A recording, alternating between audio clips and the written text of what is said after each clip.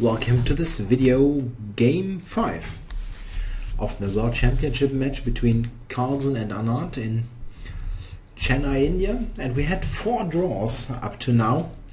Unfortunately, you really want to see a decisive game now and then. It's just more interesting to see one player leading the match and forcing the other one to take bigger risks. So let's hope that we get a decisive game soon.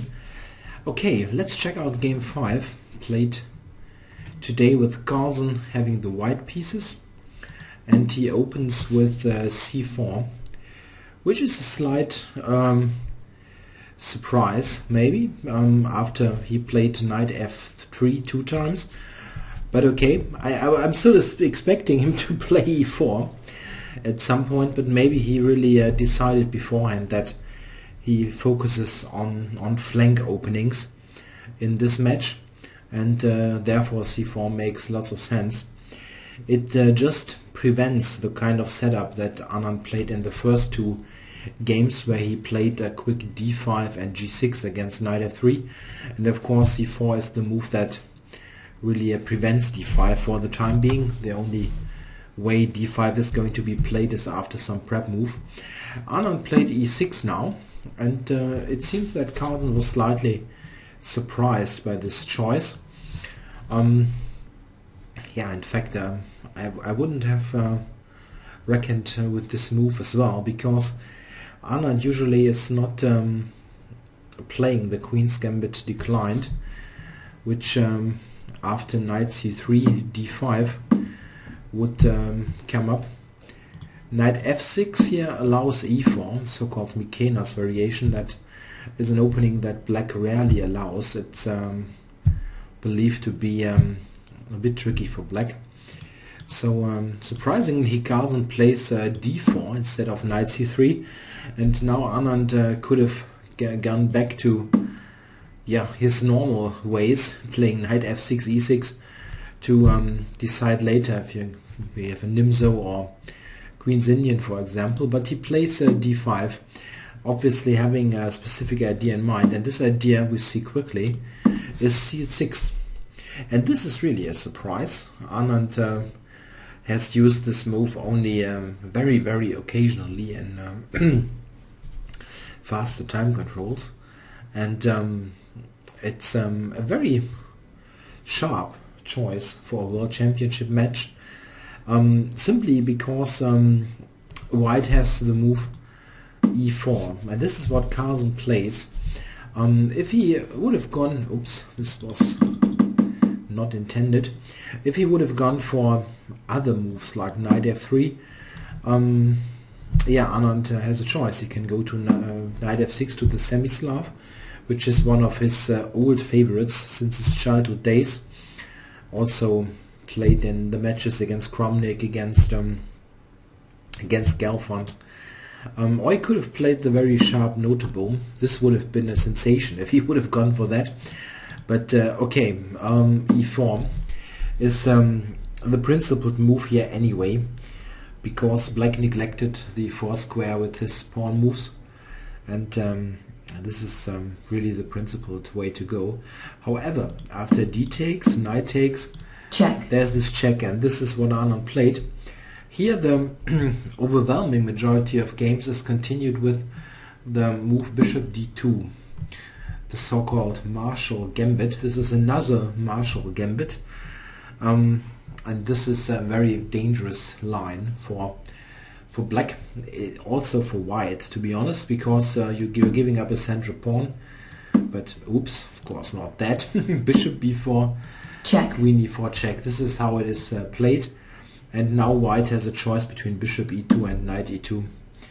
Not quite clear what's the best move. Bishop e2 is the most popular move, and this is a very interesting position. White enjoys the 2 bishops, especially this bishop is a very dangerous piece that prevents castling, and white has very serious compensation for the pawn. In fact, to connect this match with my own personal experience, I have played this line, this so-called triangle line with c6 very often. It's been a while since I played it in tournament chess, and I always feared this continuation. Oops, yeah, I'm too quick here. I always feared this Gambit continuation because it feels like White has a big attack coming. But nowadays with computers, I think this line is believed to be okay for Black. However, Carlsen played knight c3, avoiding the pawn sack and just returning with the knight. Yeah, this continuation is believed to be quite harmless for ages, actually. Even back then, when I looked at this opening in the early mid-90s, around that time I played that with Black. Back then it was considered completely harmless. But if you look at the game now, it's not that Carlsen scored a big opening edge, but it's certainly a playable line that avoids any concrete preparation. Of course, it's far less aggressive, but Carlsen's emphasis is clearly on the endgame. Let's see, c5 and a3. c5 is the logical move. Need to attack the center. a3. And now bishop a5, just keeping the bishop for the moment. Black also could take, check. It's not a bad move, and then just continue developing. But this position, at least White has got the two bishops, and it's not clear that you want to give up your bishop so early. This move is certainly alright. Knight f3, knight f6. Yeah, White theoretically could take on c5, but it looks very ugly to get this kind of triple pawns. And on top of that, there's the queen trade, so not great. So bishop e3, knight c6, all natural moves. And now Carlsen plays queen d3, a move that at first looks a bit odd, because it's simply a place where you don't put your queen. Normally, it's it's taking up a square that usually is used for the bishop. Of course, bishop d3 is not playable at all. Black can take, but queen d3 is in fact a quite good move. It prepares long castles or a rook to the d file in some other lines, and it's therefore quickly mobilizing forces. Black takes and plays knight g4. This is a debatable move. It's not bad, but it leads to some imbalance. Now Black invests some time to get this this good bishop on e3. White doesn't really have a choice. He castled, knight takes, and now you need to take with the pawn. That's the only move. Queen takes, unfortunately, after bishop b6 is a very nasty pin on the d4 knight. After, White now needs to make very ugly moves like knight e2, and you're still in the pin. Black can simply castle, queen f6, moves like that. So White must take with the f-pawn. Yeah, Anand now played bishop c7. Not the move that probably crosses your mind at first. Castles maybe the more natural move. But if you compare knight c6 now, bc, queen d8, this kind of endgame, this is very similar to the game. But in the game, the king is in the center. I think Anand preferred that. Bishop c7 played, and this has an additional idea to put the bishop on e5.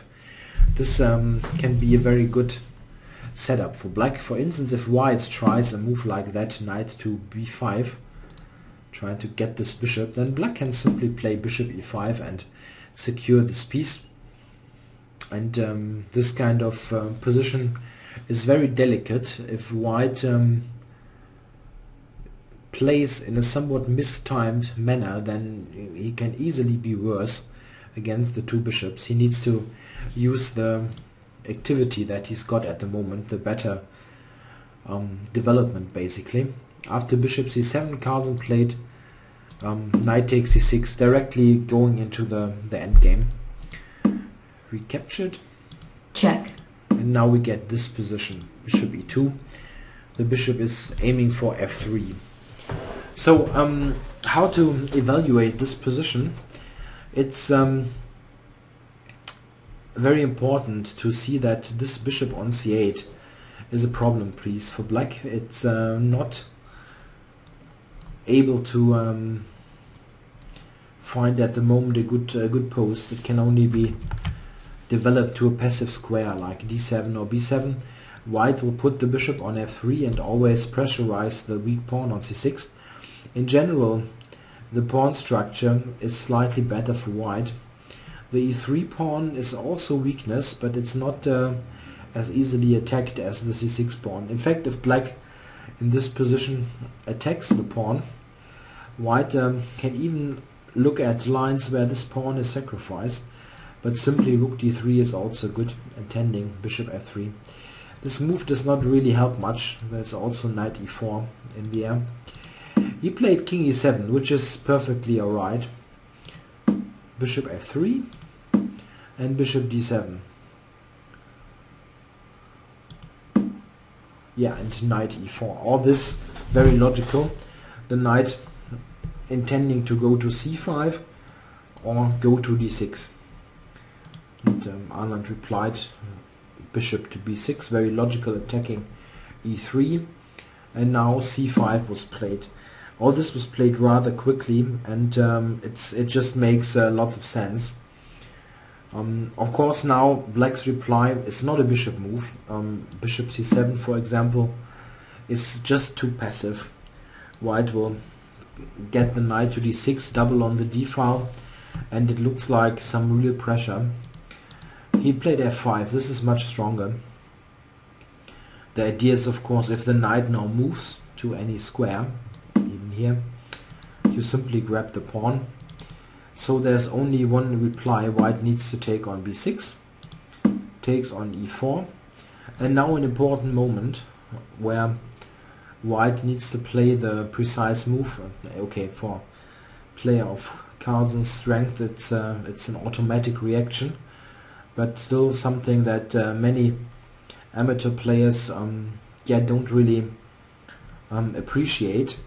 Very often, if you have a position where one of your pieces is attacked and you can capture the attacker, like here, bishop takes e4, this kind of move is made almost automatically, not really thinking about alternatives. But once in a while you have this this chance to make an intermediate move, or a Zwischenzug. And the German word is also used in English sometimes. Zwischenzug. Okay, and this is b7. Just advancing this pawn and attacking the rook.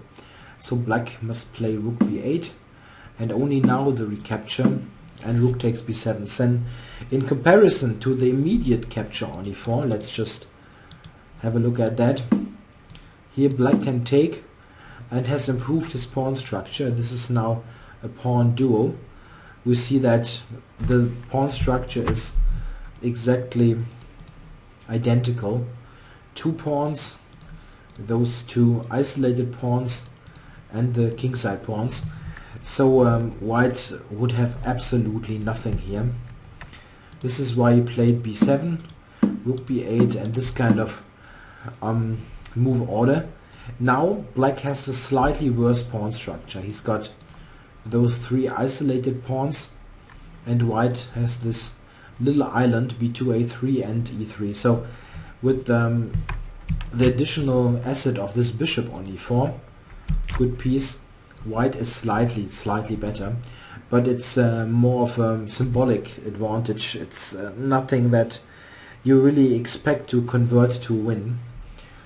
And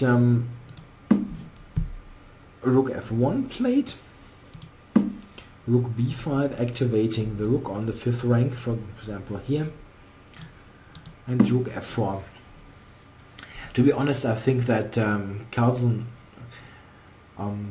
mostly is trying to in this position to slowly and slightly improve the position, but also with time getting with more time getting used to somehow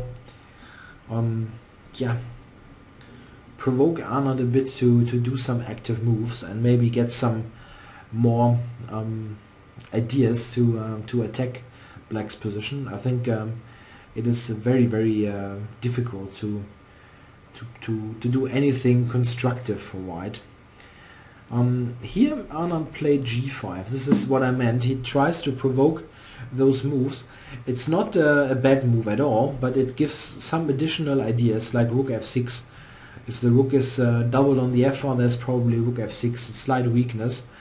It's perfectly okay, g5, but this is my point. He tries to lure him a bit, try to make him do some active moves to get some additional ideas.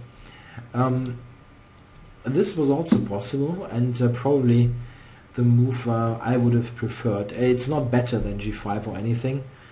Just on general grounds, I would have liked to activate this bishop here, getting a diagonal for that. Black also should be okay here. It's very important that the king is on e7. It covers important squares where White's rooks may enter, and I don't really see anything dangerous here. But as mentioned, the game move g5 is perfectly okay. Rook f3 and h5. Yeah, this is what I was getting at. This is an idea now. Bishop e8, of course, covering f7. You don't want to allow rook f7. And yeah, bishop c2, a slow improving move, avoiding rook e5 with the tempo.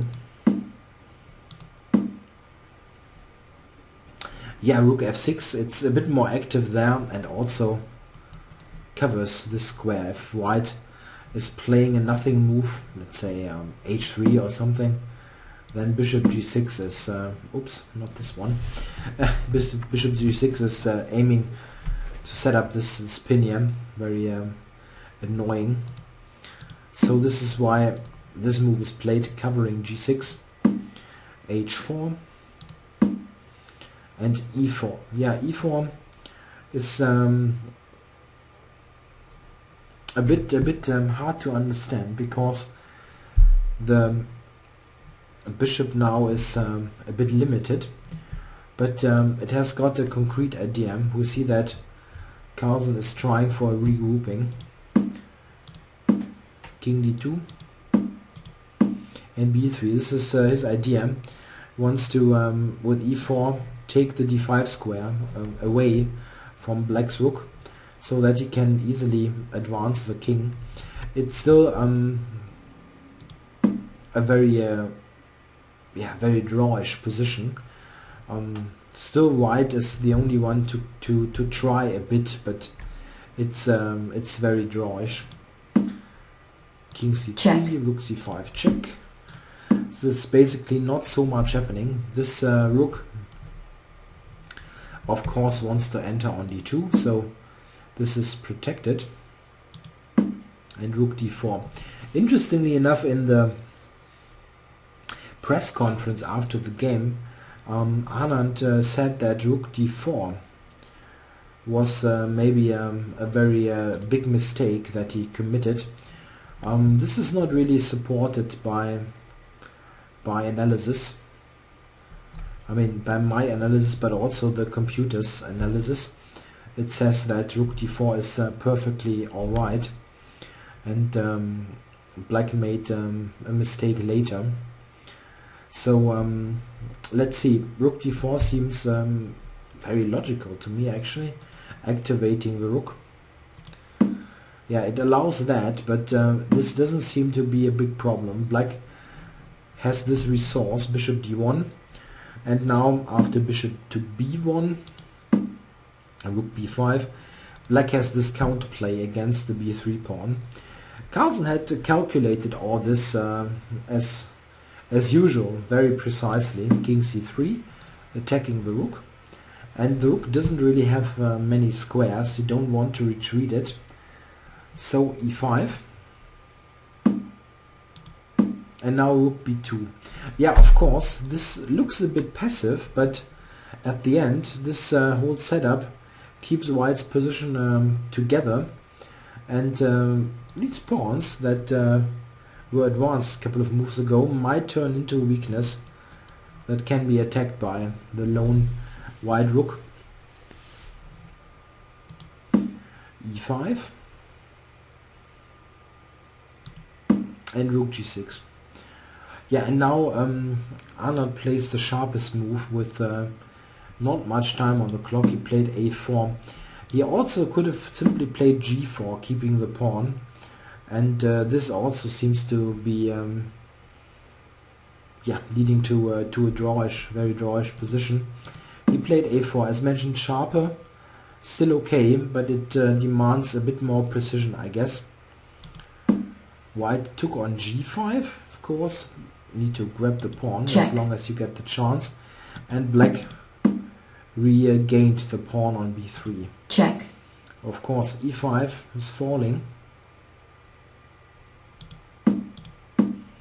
And back. Yeah, around here, only around here I was able to watch the live broadcast, and it was quite interesting to see that that many spectators claimed that this position is a dead draw and so on, because the engine tells them it is a dead draw. The engine goes to 0-0-0 relatively easily and quickly, but to be honest, I didn't have an engine to analyze when I was watching on my mobile phone, and at this moment I was very confident that Carlsen would win the game. It's simply not so easy for black to defend. It's you're pawn down, you need to be precise. Maybe it is a draw. If the computer says 0-0-0, it is probably really a draw.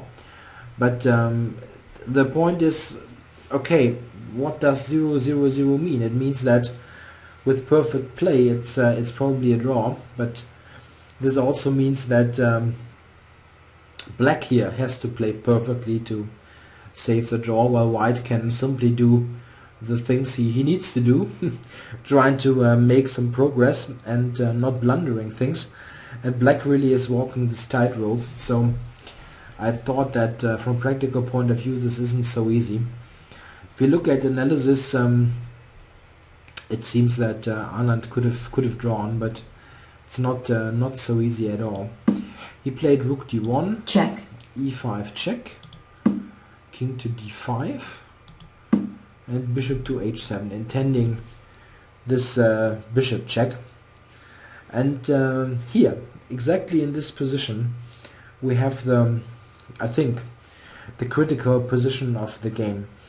If I didn't have so much time to analyze this endgame, so I'm not 100% sure, but I think maybe the next one is already the decisive mistake. It's clear that the next move is a mistake. This is really quite obvious if you analyze it. But the question is it really the decisive one? Could he have done something better? He played check, rook c1 check, and this at least leads to very serious trouble. Maybe it loses. I didn't find a save, but I'm not 100% sure. Maybe there was some chance afterwards. What black should do is rook a1 in this position. This was pointed out by many spectators and GM commentators, for instance by Nakamura, who was really very surprised that this move wasn't played. If you look at it in the, let's say, supported by a computer and at home, not in a World Championship match situation, you relatively quickly see that this is the better move, but it's a different story to play it in such a situation. Yeah, we can look at lines. Bishop g8 check, is the most challenging one probably, and one point is that king c6, bishop b3. Black now has rook takes a3, and this is what secures the draw. Of course we should continue the line. Where exactly is my line? Yeah, king c4 takes,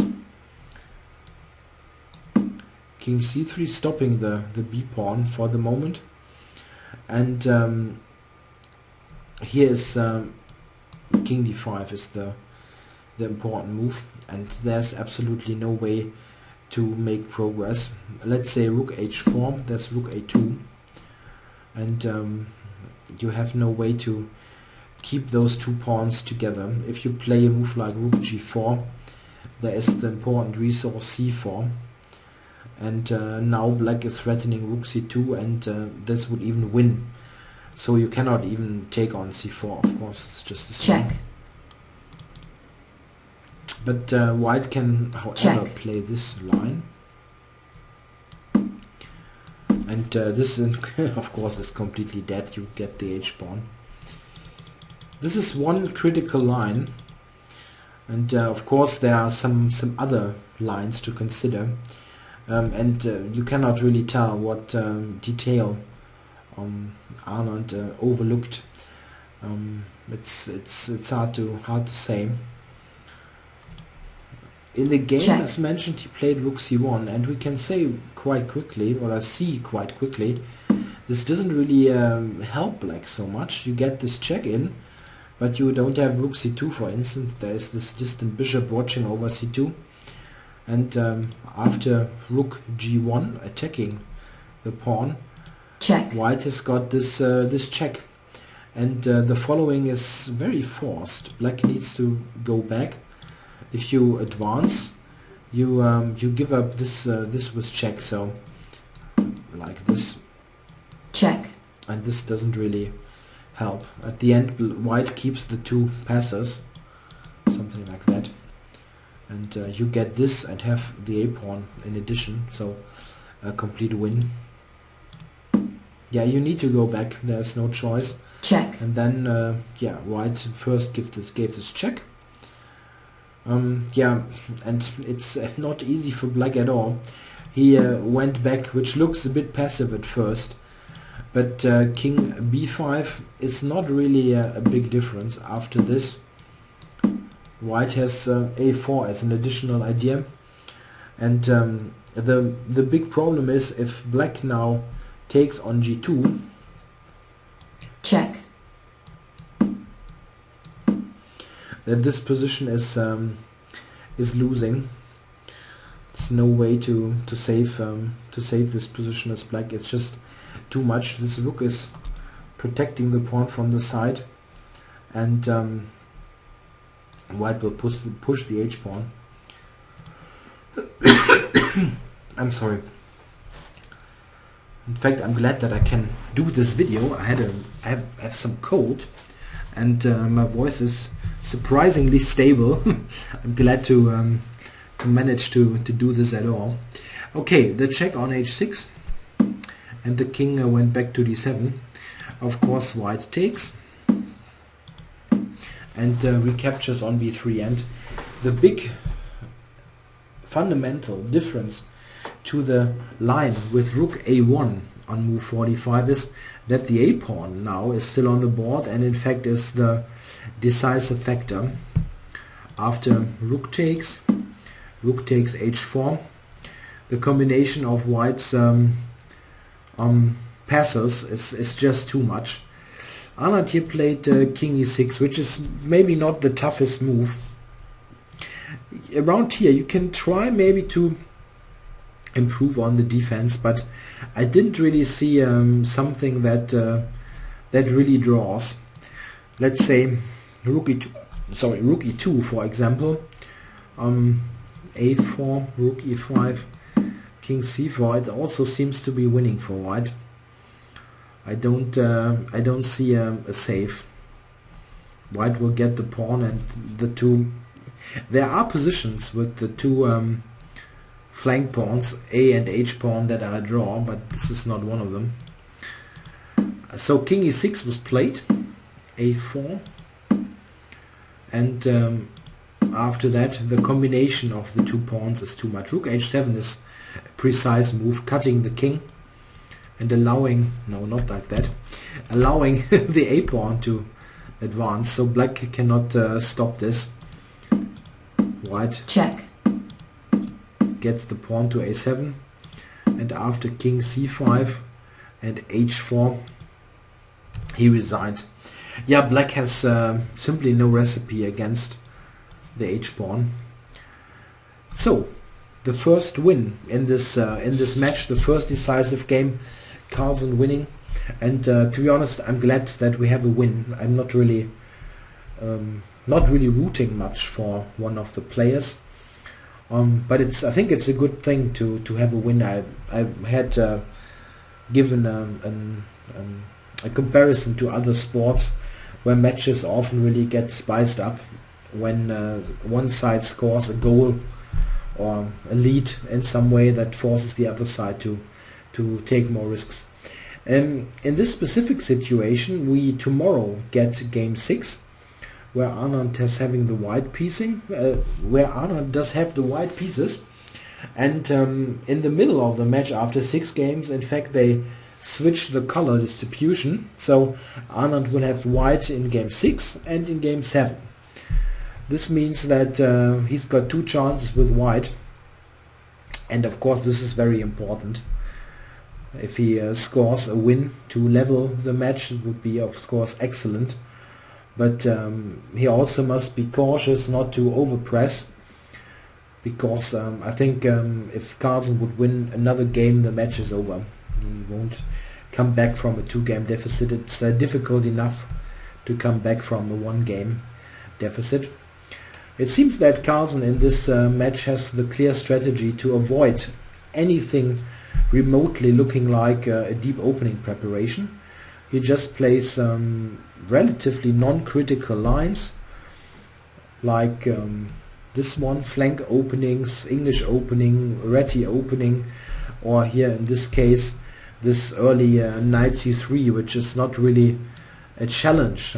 Look at this position, this is almost nothing, probably it is nothing, but he continues and plays just very precise moves. You cannot criticize even one of his moves. It's just always the best move or close to the best move, and Anand made probably only one really serious mistake, this check, and this cost him the game. check, So just like that, his the strategy that Carlsen is employing here is probably just the right match strategy. He is so far behind in opening prep that he simply avoids anything like that and concentrates on his strength. And this is those kind of endgame type of positions where you can slowly grind the opponent down, and it's also helpful that he's 21 years younger in this kind of situation. Alright, I hope you enjoyed the coverage here of game 5, and I hope we get interesting game 6 and game 7, where Anand will try to level the score with white. Thanks for watching. I'll be back tomorrow with game 6.